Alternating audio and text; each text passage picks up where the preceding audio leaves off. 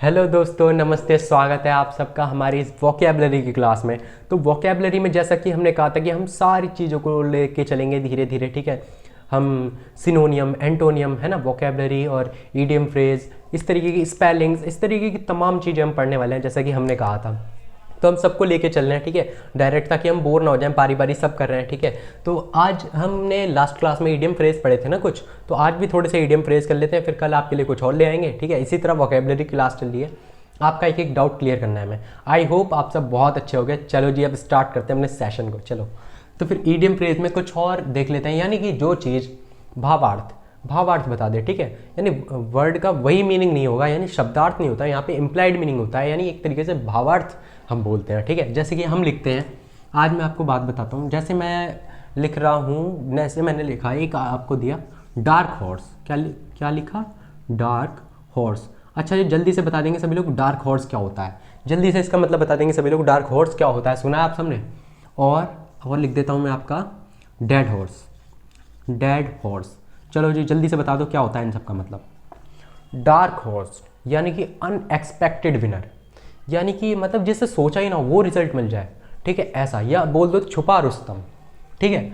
Dark horse होता है छुपा रुस्तम। लिख देता हूँ, हिंदी में भी लिख देता हूँ आप लोगों के लिए, है ना। छुपा रुस्तम, ठीक है, छुपा रुस्तम। ऐसे मैंने हिंदी में भी लिख दिया। बाकी इसका है अनएक्सपेक्टेड विनर। अनएक्सपेक्टेड विनर, जिससे सोचा ही ना हो ऐसा रिजल्ट दे दे जो, है ना। होते हैं कुछ बच्चे ऐसे, क्लास में बैठे हुए हैं, बैक बेंचर, यानी ऐसे समझ लो, बैठे हुए हैं, पढ़ नहीं रहे, बिल्कुल भी कुछ नहीं आता, कुछ नहीं आता। और जब एकदम खतरनाक वाला क्वेश्चन पूछ लिया और पूरी क्लास को नहीं आता होगा और भाई साहब उन्हें आता होगा, ऐसा हो जाता है। होता है ना ऐसा, वही है डेड हॉर्स। डेड हॉर्स क्या, मरा हुआ घोड़ा, इस तरीके का लग रहा होगा आपको सुनने में, लेकिन ऐसा नहीं है। शब्दार्थ नहीं, भावार्थ देखना है हमें से इसका। डेड हॉर्स बोल देते हैं जो नाकारा होते हैं ना, नाकारा बोल देते हैं। कई बार लड़कों को बुलाया जाता है घर में, है ना, जो काम वाम नहीं करते हैं, मतलब उनको किसी काम का नहीं है, ऐसा वैसा है ना, वो होता है डेड हॉर्स। डेड हॉर्स का हिंदी में बोल दे तो नाकारा, और इंग्लिश में अगर बोल दे तो यूजलेस हो गया, जो चीज़ है ना, यूजलेस हो गया, वेस्ट हो गया, ठीक है ना। या बोल दे गुड फॉर नथिंग, ठीक है, गुड फॉर नथिंग, यानी जो किसी काम का ना हो। गुड फॉर नथिंग का मतलब होता है जो किसी काम का ना हो, गुड फॉर नथिंग, ठीक है, गुड फॉर नथिंग। इसका मतलब होता है जो किसी काम का ना हो, जो किसी काम का ना हो, ठीक है। या डेड हॉर्स मतलब नाकारा, या मतलब कोई फ़ायदा नहीं जिसका, ठीक है। आ रही बात समझ में? ठीक है जी, आ गई इतनी बात समझ में, जो किसी काम का ना हो, वही मतलब है। और ले लेते हैं, ठीक है, और आपका ले लेते हैं। जैसे आज हम पढ़ेंगे फ्लॉग अ डेड हॉर्स। क्या हो गया? Flog a dead horse. अच्छा, ये फ्लॉग क्या होता है? ये फ्लॉग होता है चाबुक। फ्लॉग क्या बोला जाता है? चाबुक, ठीक है। एक तरीके से इसका मतलब लगाओ, ठीक है। फ्लॉग होता है चाबुक, यानी मरे हुए घोड़े को चाबुक मारना। अभी मैं इंप्लाइड मीनिंग नहीं कह रहा, शब्दार्थ ही कह रहा हूँ, ठीक है। ऐसा सोचो, इसका मतलब बनाओ, तो मरे हुए घोड़े को चाबुक मारना। अच्छा, वो चाबुक सुना है ना, वो कहती है शोले में, बसंती, बसंती नाम होता है ना, क्या कहती है, चल धन्नो आज बसंती की लाश तेरे हाथ में, है ना। तो वो चाबुक मारती है। क्या काम आता है चाबुक? स्पीड तेज करने में तो आता है ना घोड़े की, है ना, ऐसा समझ लो। तो फ्लॉग अ डेड हॉर्स, यानी मरे हुए घोड़े को अगर आप चाबुक मारो तो क्या रिजल्ट मिलेगा? कुछ मिलेगा?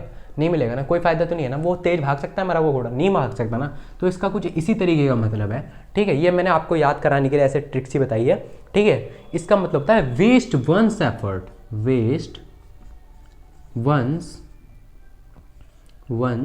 एफर्ट, ठीक है। ऐसे काम करना जिससे कोई एफर्ट ही ना मिले, फायदा ही ना हो, ठीक है, ठीक है, समझ रहे हो ना। आगे इतनी बात समझ में। या इसका एक तरीके से और मतलब लगाएं, और लिख देता हूँ, है ना। मरे हुए घोड़े पे अगर आप काम कर रहे हो तो क्या कुछ रिजल्ट मिलने वाला है? तो बेकार ही है ना वो एफर्ट आपके, एक तो ये हो गया, ठीक है, वेस्ट वन एफर्ट। इसका मतलब ये हो गया एक तरीके से। और क्या हो गया इसका मतलब? और इसका मतलब हो गया कि मतलब ऐसा समझ लो, ट्राई समथिंग इम्पॉसिबल।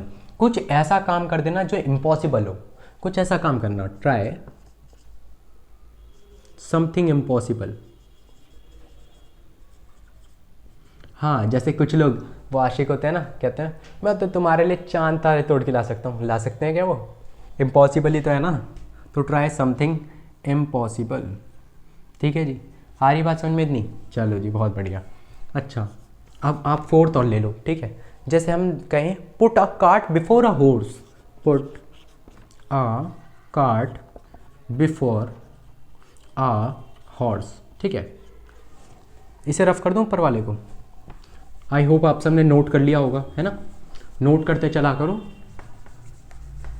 क्योंकि काम की चीज़ तो भैया नोट ही करनी चाहिए। नोट क्या कह रहे हो सर, हमें नोट से बहुत फ़ायदा होता है, हम तो नोट चाहिए हमें तो बस, है। देखो भाई, नोट चाहने के लिए नोट करो पहले, ठीक है। Put a cart before a horse, ठीक है। कार्ट होता है, बग्गी को बोल देते हैं, है ना। अच्छा एक बात बताओ, put a cart before a horse, इसका मतलब बन रहा है कि घोड़े से पहले बग्गी, ठीक है। अच्छा एक बात बताओ, घोड़े से पहले अगर बग्गी लगा देंगे तो क्या चलेगी? बग्गी तो घोड़े के पीछे लगाई जाती है ना, तभी तो घोड़े को चलाएंगे, तभी तो बग्गी पीछे चलेगी, या बग्गी को आगे लगा देंगे फिर घोड़ा पीछे लगाएंगे? ऐसा नहीं होता ना। तो मतलब ये कुछ इस तरीके का काम है कि मतलब बेतुका काम है ना, कि मतलब जो ठीक ही नहीं है, काम तो करा है लेकिन सही तरीके से नहीं करा। समझ रहे हो आप? To do something in a wrong way, ये है इसका मतलब, ठीक है। To do something in a wrong way, ना रॉन्ग वे। आ रही बात समझ में? इतनी कोई दिक्कत तो नहीं कहीं भी? ठीक है, चलो जी बढ़े आगे। अच्छा अब आपका ले लेते हैं हम ईगल्स आई। ये तो भैया सबने सुना होगा, है ना। ईगल्स आई यानी कि चील की निगाह। सुना है तुम? चील की निगाह है मेरी तो, चील की निगाह इस तरह बोल लेते हो आप लोग, बोलते होगे। ईगल्स आई यानी शार्प विजन, है ना। तीखा मतलब ऐसा समझ लो, है ना। तीखी नज़र या मतलब बहुत तेज नज़र जो होती है, शार्प विजन, ठीक है। शार्प विजन ये हो गया आपका। और अगर मैं कहूँ बर्ड्स आई व्यू, है ना। एक तरीके से अगर इसका शब्दार्थ देखना जरा आप लोग, कि मतलब एक बर्ड का जो आई व्यू है, यानी पक्षी कहाँ से देखेगा? ऊपर से ही तो देखेगा ना। तो ऐसा समझ लो ओवरव्यू, किसी चीज़ का ओवरव्यू ले लेना, है ना। जैसे कि ले लेते हैं पूरी कोई सोसाइटी है वो बनी है, तो उसका ऊपर से मतलब ड्रोन वगैरह से पूरा ओवरव्यू ले लिया, कहाँ पर क्या बना है, कहाँ पर क्या बना है, ठीक है। इस तरीके का समझ में आ रही है बात आप लोगों को? ठीक है, ओवरव्यू ले लेना। अच्छा एक और देखो जरा आप लोग, ठीक है, आगे देखते हैं सभी लोग। Lions share. अच्छा जैसे कि ये सुनते ही पता चला होगा, शेर का शेयर जो है यानी कि लार्ज शेयर, यानी कि बड़ा ही तो हिस्सा लेगा भाई, वो तो शेर है, ज़्यादा जानबूझ के दहाड़ के ले ले चाहे, लेकिन लार्ज शेयर चाहिए उसको, लार्ज शेयर, बड़ा हिस्सा चाहिए। अच्छा अब हम बात करें डॉग्स शेयर, ठीक है। इसका जस्ट अपोजिट है, नाम से सुनते ही पता चल रहा होगा, डॉग्स शेयर। इसका जस्ट अपोजिट हो जाएगा स्मॉल शेयर, ठीक है। स्मॉल शेयर छोटा हिस्सा। आ रही है इतनी बात समझ में आप लोगों को? कहीं भी कोई दिक्कत तो नहीं है? चलो जी बढ़िया, ठीक है। कोई भी दिक्कत कहीं भी हो तो बता देना। अच्छा जी आगे बात समझ में। अब हम लिखते हैं गो टू डॉग्स, ठीक है। गो टू डॉग्स, चलो जी बताओ जल्दी इसका मतलब बताओ। और एक और मैं लिख लेता हूँ, एंड इन स्मोक, ठीक है। 10th इन दोनों का मतलब एंड इन स्मोक। अच्छा एक बात आप लोगों को बता दूं, इन दोनों का मतलब सेम है, इन दोनों का मतलब सेम है। यानी कि इसका मतलब क्या है? कम टू नथिंग, या ऐसे बोल दो वेस्ट, या ऐसे बोल दो र्यून, ठीक है। इंपॉर्टेंट वर्ड है तीनों, कुछ भी हो सकता है ना, ये इंपॉर्टेंट वर्ड है। यानी कि गो टू डॉग्स या एंड इन स्मोक यानी तबाह हो जाना किसी भी चीज़ का, वेस्ट हो जाना, बेकार हो जाना, ठीक है, कोई फायदे के ना रहना। जैसे कि एग्जांपल दे रहा हूँ गो टू डॉग्स से, जैसे आप खा रहे हो बर्गर, है ना, खड़े होकर खा रहे हो भाई ठेली पे, गोलगप्पे खा रहे हो, बर्गर खा रहे हो, बड़े स्वाद में पूरा खा रहे हो, और गलती से गिर जाए, गिरते ही आ जाए कुत्ता और कुत्ता लेके चला जाए, खा ले, मुंह लगा दे, तो कुत्ते के पास चला जाना यानी तबाह हो गया ना, बिल्कुल ख़राब हो गया ना। ये इसका मतलब है, ठीक है। End in smoke go to dogs, ठीक है, ये होगी इसकी। करूँ रफ? चलो बढ़ते हैं आगे, नोट करते चलना, ठीक है। चलो जी आगे लिखते हैं हम। फिर आपका क्या हुआ? फिर आपका एट अ स्टोन थ्रो। देखो कहाँ तक आ गए हैं? 10 तक आ गए ना, तो 11 लिखते हैं। एट आ 11 पे ही है ना पक्का? 10 हो गए थे ना इससे पहले, 10 हाँ। एट अ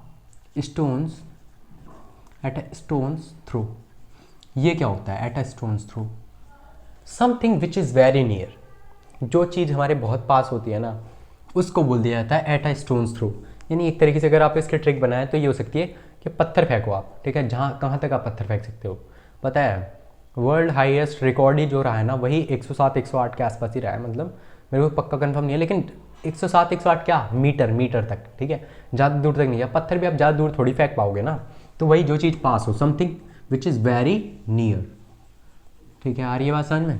चलो जी, और आपका और ले लें तो ये हो जाएगा at an arm's length, at an arm's length. इसका मतलब हो गया, जैसे पढ़ते पता चल रहा होगा, एक हाथ तक की दूरी।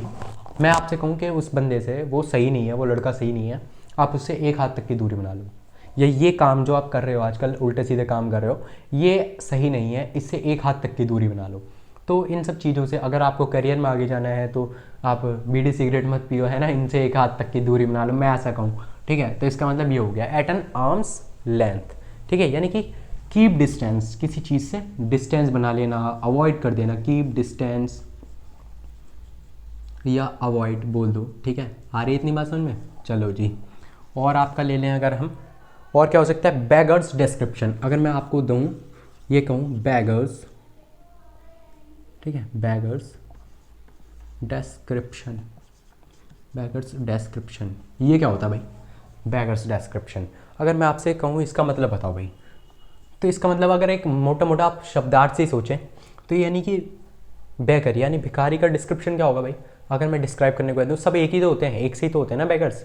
तो फिर यानी जिसका डिस्क्राइब, यानी जिसको डिस्क्राइब ना करा जा सके, जिसका डिस्क्रिप्शन ना दिया जाए, यानी इसका मतलब हो गया अनएबल टू डिस्क्राइब,